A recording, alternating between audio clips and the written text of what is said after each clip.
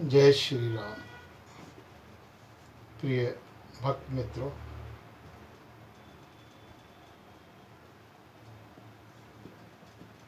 जैसा कि आपको विदित है, प्रतिदिन की भांति आज भी मैं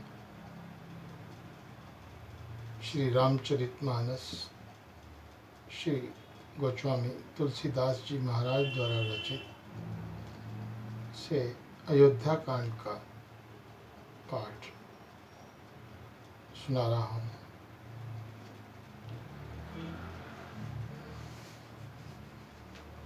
कल जो मैंने पाठ सुनाया, अब मैं उससे आगे का वर्णन आपको बताना चाहता हूँ। एहि विधि प्रभु वन बसे ही सुखारी, खग मृग सुर तापस हितकारी।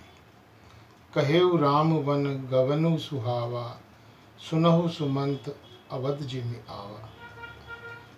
पक्षी पशु देवता और तपस्वियों के हितकारी प्रभु इस प्रकार सुखपूर्वक वन में निवास कर रहे हैं। तुलसीदास जी कहते हैं, मैंने श्री रामचंद्र जी का सुंदर वन गमन कहा। अब जिस तरह सुमंत्र अयोध्या में आए हैं, वह कथा सुनो। प्रभु श्री राम को वन में छोड़कर बहुत ही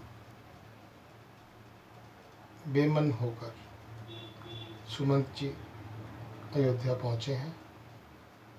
अब तुलसीदास जी महाराज ने वह वर्णन बहुत ही सुंदर शब्दों में बयान किया है। फिरेहु निषाद प्रभु पहुँचाई, सचिव सहित रथ देखी आई। मंत्री विकल विलोकी निषादु, कहीं न जाए जस भयो विषाद। प्रभु श्री राम जी को पहुंचाकर जब निषाद राज लौटा, तब आकर उसने रथ को मंत्री सुमत सहित देखा। मंत्री को व्याकुल देखकर निषाद को जैसा दुख हुआ वह कहा नहीं जाता। निषाद को अकेले आया देखकर सुमंत हा राम, हा सीते, हा लक्ष्मण पुकारते हुए बहुत व्याकुल होकर धरती पर गिर पड़े।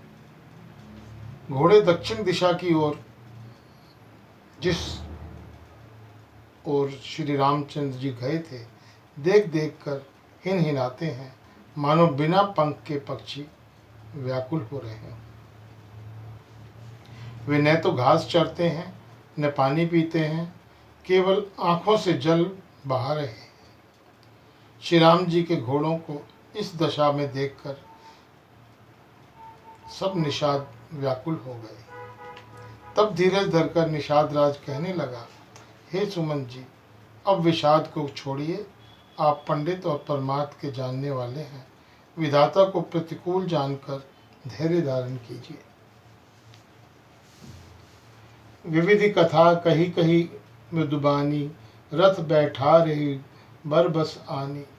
शोक शिथिल रथ सकल न हाकी, रघुवर विरह पीर उर्बाकी। कोमल वाणी से भांति भांति की कथाएं कहकर निषाद ने जबरदस्ती लाकर सुमंत को रथ पर बैठाया।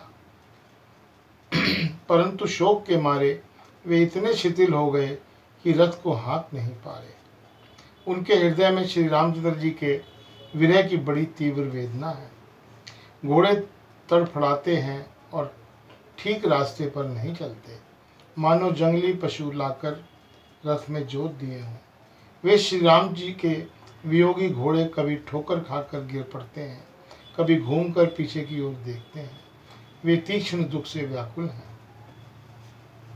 जो कोई राम, लक्ष्मण या जानकी जी का नाम ले लेता है, घोड़े हिकर हिकर करके उसकी ओर प्यार से देखने लगते हैं। घोड़ों की वह दशा कैसे कही जा सकती है?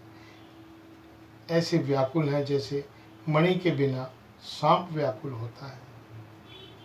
भयो निषाद विषाद देखत सचिव तुरंग, बोले सुख सेवक चरी, तब दिए सारथी संग। मंत्री और घोड़े की यह दशा देखकर निषाद राज विषाद के वश में हो गए।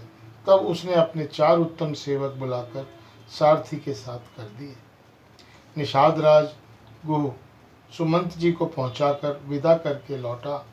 उसके विरह और दुख का वर्णन नहीं किया जा सकता।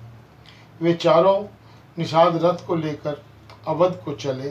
सुमंत और घोड़ों को देख देख कर वे भी क्षण क्षण भर विषाद में डूब जाते थे। व्याकुल और दुखी दीन हुए सुमंत्र जी सोचते हैं कि श्री रघुवीर के बिना जीने का धिक्कार है। आखिर यह अधम शरीर रहेगा तो ही नहीं, अभी श्री राम जी के बिछड़ने की ही छूटकर इतने यश नहीं ले लिया। ये प्राण अपयश और पाप के भाने हो गए हैं।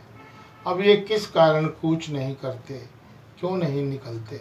हाय नीच मन, अच्छा मौका चूक गया। अब तो हृदय के 2 टुकड़े नहीं हो जाते। सुमंत्र हाथ मल मल कर और सिर पीट पीट कर पछताते हैं, मानो कोई कंजूस धन का खजाना खो बैठा हो। वे इस प्रकार चले मानो कोई बड़ा योद्धा वीर का बाना पहनकर और उत्तम शूरवीर कहलाकर युद्ध से भाग चला जा रहा हो। जैसे कोई विवेकशील वेद का ज्ञाता, साधु संबत आचरणों वाला और उत्तम जाति का ब्राह्मण धोखे से मदिरा पी ले और पीछे पछतावे, उसी प्रकार मंत्री सुमन सोच कर पछता रहे हैं। जैसे किसी उत्तम कुल वाली साधु स्वभाव की समझदार और मन वचन कर्म से पति को ही देवता मानने वाली पतिव्रता स्थिति को भाग्यवश पति को छोड़कर अर्थात पति से अलग रहकर रहना पड़े, उस समय उसके हृदय में जैसे भयानक संताप होता है, वैसे ही मंत्री के हृदय में हो रहा है।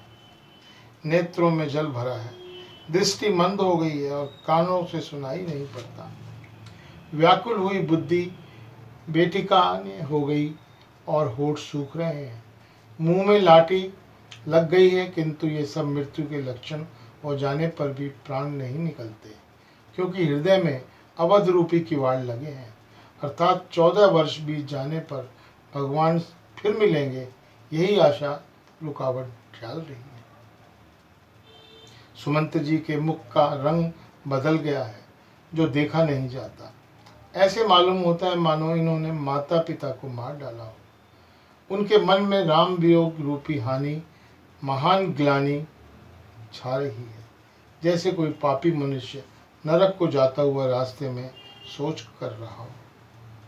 मुंह से वचन नहीं निकलते, हृदय में पछताते हैं कि मैं अयोध्या में जाकर क्या कहूँगा। श्री राम जी से शून्य रथ जो भी देखेगा वही मुझे देखने में संकोच करेगा, अर्थात मेरा मुंह नहीं देखना चाहेगा, क्योंकि वो रथ बिना राम जी के अयोध्या की ओर जाने के कर रहा है। नगर के सब व्याकुल स्त्री पुरुष जब दौड़कर मुझसे पूछेंगे, तब मैं हृदय पर वज्र रखकर सबको उत्तर दूंगा। पूछे ही दीन दुखित सब माता, कहेऊ कहा है मैं निहित विधाता। पूछे ही जब ही लखन महतारी, कहेऊ कवन मन देसु सुखारी। जब दीन दुखी सब माताएं पूछेंगी, तब हे विधाता मैं उन्हें क्या कहूँगा। जब लक्ष्मण जी की माता मुझसे पूछेंगी, तब मैं उन्हें कौन सा सुखदायी संदेशा कहूँगा। श्री राम जी की माता जब इस प्रकार दौड़ी आएंगी, जैसे नई ब्याही हुई गौ बछड़े को याद करके दौड़ी आती है, तब मैं उनके पूछने पर मैं उन्हें यह उत्तर दूंगा कि श्री राम लक्ष्मण सीता वन को चले गए, अर्थात वो वन में ही रह गए।